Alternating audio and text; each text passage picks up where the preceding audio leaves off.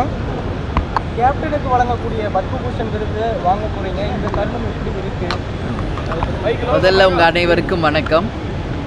Captain கூட நான் ஏர்போர்ட்டுக்கு வரும்போது எப்படி ஒரு பரபரப்பாக இருக்கும் எப்பயுமே ஏர்போர்ட், அந்த ஞாபகங்கள் தான் முதல்ல இன்றைக்கி எனக்கு வருது. இன்றைக்கி வந்து கேப்டனுக்கு டெல்லியில் நாளைக்கு பத்மபூஷன் அவார்டு தரப்போகிறாங்க. அதுக்காக இன்றைக்கி நாங்கள் டெல்லிக்கு போகிறோம். நாளை மாலை 6:30 மணிக்கு மேலே அவார்டு ஃபங்க்ஷன் இருக்குது. அதை வாங்கிட்டு 10ஆம் தேதி மாலை தமிழ் சங்கம் சார்பாக கேப்டனுக்கு வந்து பாராட்டு விழா நடத்த இருக்காங்க. ஸோ அதையும் நாங்கள் கலந்துக்கிறோம். டெல்லி தமிழ் சங்கம் வந்து கேப்டனுக்கு பாரத இந்த விருது பத்மபூஷனுக்காக ஒரு பாராட்டு விழா. ஸோ அதை கலந்துட்டு 11th வந்து நாங்கள் இங்கே வரோம், ஏர்போர்ட்டுக்கு வரோம்.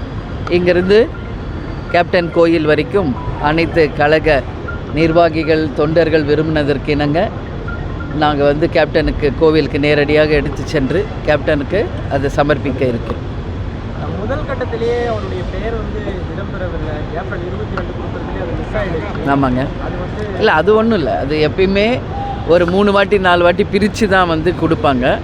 ஏன்னா அந்தோட ஹாலோட அமைப்பு அந்த மாதிரி. அதனால் ஒரு 2ஆம் கட்டம் 3ஆம் கட்டமாக பிரித்து தான் எப்பயுமே அவார்டு கொடுக்குற வழக்கம்.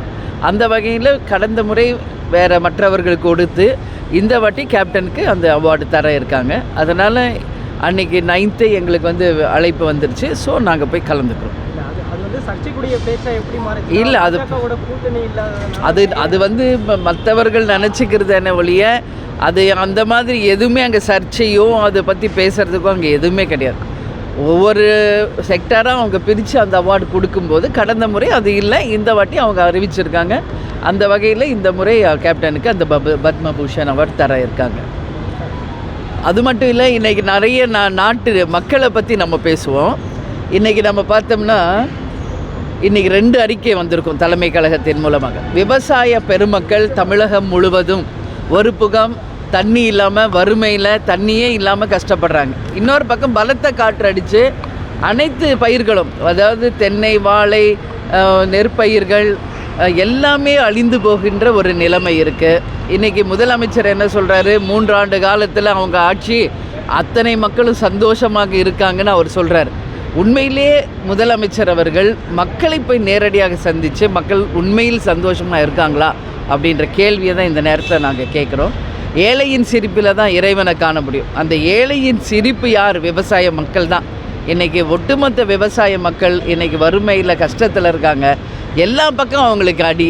அதனால் அவங்களுக்கு பாதிக்கப்பட்ட விவசாயிகளுக்கு உடனடியாக உதவிகளை கொடுத்து அவங்கள காப்பாற்றணும்னு நான் கேட்டுக்கிறேன்.